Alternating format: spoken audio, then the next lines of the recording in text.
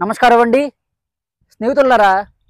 మన యొక్క శరీరంలో అంతర్ముఖంగా ఉన్న కుండలిని శక్తిని మనం మంత్ర సాధన ద్వారా, హఠయోగా ద్వారా, అలాగే కుండలిని యోగా ద్వారా, క్రియాయోగం ద్వారా ఇలా అనేక రకాల యోగ సాధన పద్ధతుల ద్వారా మనం జాగృతి చేసుకోవచ్చు. నేను క్రియాయోగం ద్వారా ఈ యొక్క కుండలిని శక్తిని ఏ విధంగా జాగృతి చేయాలి, అలాగే మన యొక్క శరీరంలో ఉన్న 7 చక్రాలలో ఎనర్జీ లెవెల్స్ అనేవి సమతుల్యంగా ఉంచుతూ ఒక్కొక్క చక్రాన్ని ఈ యొక్క కుండలిని శక్తి దాటుకుంటూ ఆజ్ఞా చక్రం దాకా ఎలా తీసుకుని వెళ్ళాలి అనే విషయాల్ని క్రియాయోగం క్లాసెస్లో నేర్పించడం జరుగుతుందండి.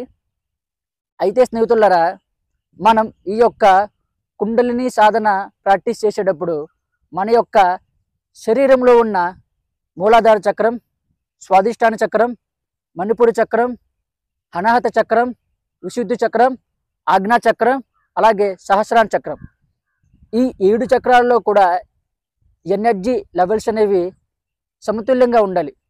అలా సమతుల్యంగా కాకుండా ఆ యొక్క ఎనర్జీస్ లెవెల్స్ అనేవి అసమతుల్యంగా ఉన్నట్లయితే మనం అనేక రకాలుగా ఇబ్బందుల్ని ఎదుర్కోక తప్పదు.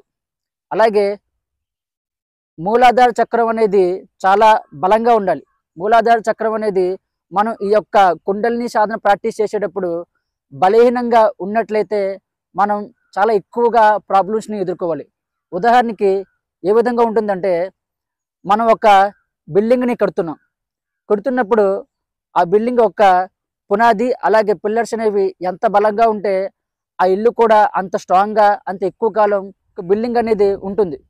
అలా కాకుండా ఈ యొక్క పునాది, ఈ యొక్క పిల్లర్స్ అనేవి బలహీనంగా ఉంటే చాలా తక్కువ కాలంలోనే ఆ బిల్డింగ్ అనేది కూలిపోవడం జరుగుతుంది. అలాగే ఈ యొక్క మూలాధార చక్రం అనేది పైన ఉన్న అన్ని చక్రాలకి మూలంగా ఉంటూ ఒక పునాదిలా ఉండడం జరుగుతుంది. కాబట్టి ఈ చక్రాన్ని మనం చాలా బలంగా, దృఢంగా ఉంచుకునే ప్రయత్నం చేయాలి.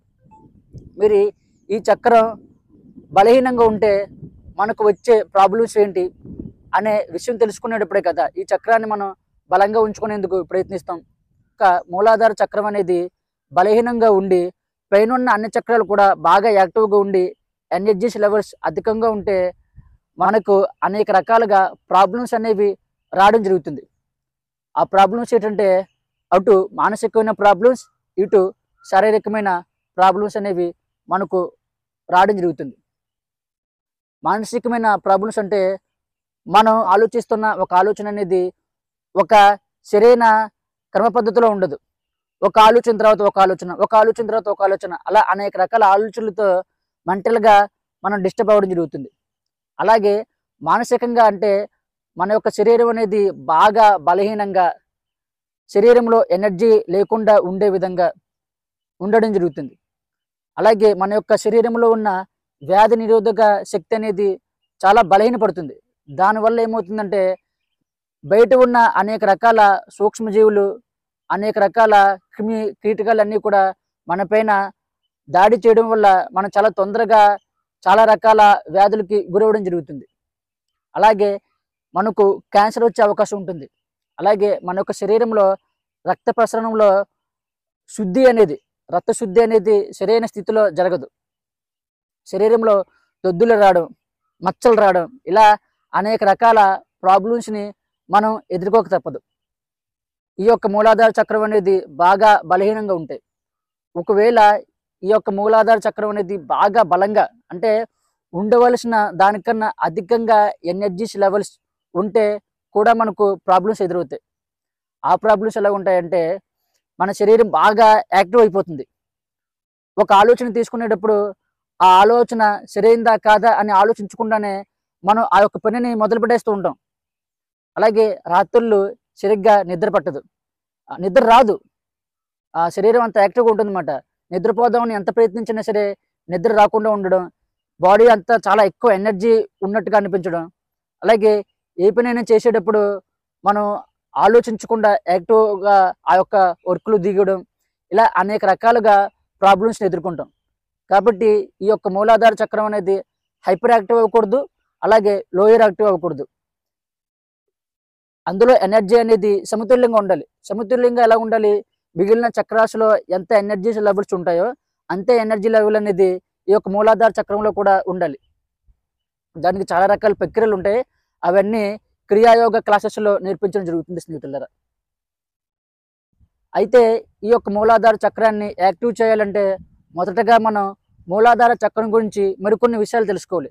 అప్పుడు ఈ యొక్క మూలాధార చక్రం గురించి చాలా విషయాలు మనకు అవగాహన ఉంటూ ఈ చక్రాన్ని ఎలా యాక్టివ్ చేసుకోవాలి అనే విషయాన్ని తెలుసుకోవడం జరుగుతుంది. చూడండి స్నేహితులారా, ఈ యొక్క మూలాధార చక్రం అనేది రెడ్ కలర్లో ఉంటుంది. ఈ చక్రానికి 4 దళాలు ఉంటాయి, అంటే 4 రేకులు ఉంటాయి. ఒక్కొక్క దళం పైన ఒక్కొక్క అక్షరం ఉంటుంది. వా, సా, సా, సా, ఇలా 4 అక్షరాలు ఉంటాయి అన్నమాట. ఈ యొక్క మూలాధార చక్రం యొక్క బీజాక్షరం లం.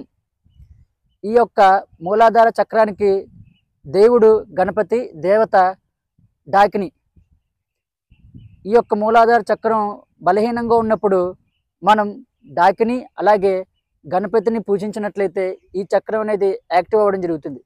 అలాగే లం మంత్రాన్ని ఒక క్రమ పద్ధతిలో మనం ఉచ్చారణ చేసినట్లయితే ఈ యొక్క మూలాధార చక్రాన్ని మనం యాక్టివ్ చేసుకోవచ్చు. కాబట్టి స్నేహితులారా, ఇప్పుడు మీరు మూలాధార చక్రం హైపర్ యాక్టివ్గా ఉంటే వచ్చే ప్రాబ్లమ్స్ ఏంటి, లోయర్ యాక్టివ్గా ఉంటే వచ్చే ప్రాబ్లమ్స్ ఏంటి, అలాగే మూలాధార చక్రం గురించి ఉన్న అనేక రకాల విషయాల్ని తెలుసుకోవడం జరిగింది.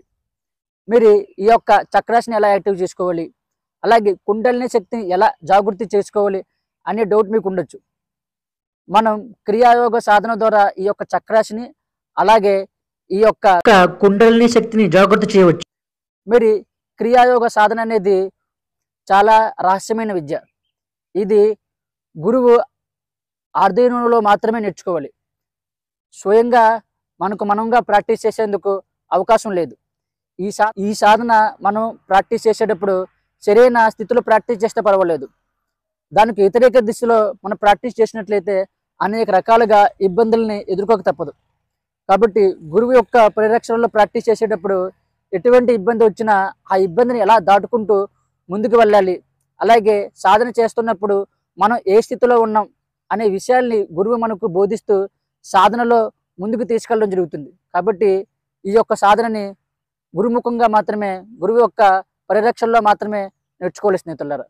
చూడండి స్నేహితులారా, ఆనందగణ గురువు గారు రాసిన ధ్యాన దీపిక అన్న బుక్ని మీకు పరిచయం చేయడం జరుగుతుందండి.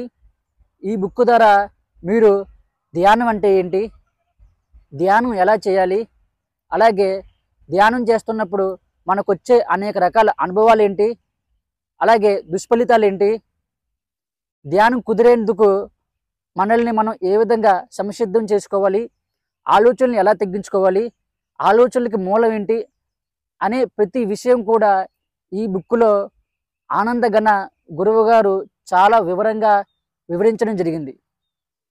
ఈ బుక్ని మీరు చదవడం ద్వారా మీకు ఉన్న అనేక రకాల సందేహాలకు మీకు ఆన్సర్స్ అనేవి దొరకడం జరుగుతుంది. కాబట్టి స్నేహితులారా, ఈ బుక్ని ప్రతి ఒక్కరూ చదువుతారని నేను మనస్ఫూర్తిగా కోరుకుంటున్నానండి. మీకు వీడియో నచ్చినట్లయితే లైక్ చేయండి, అలాగే కామెంట్ చేయండి.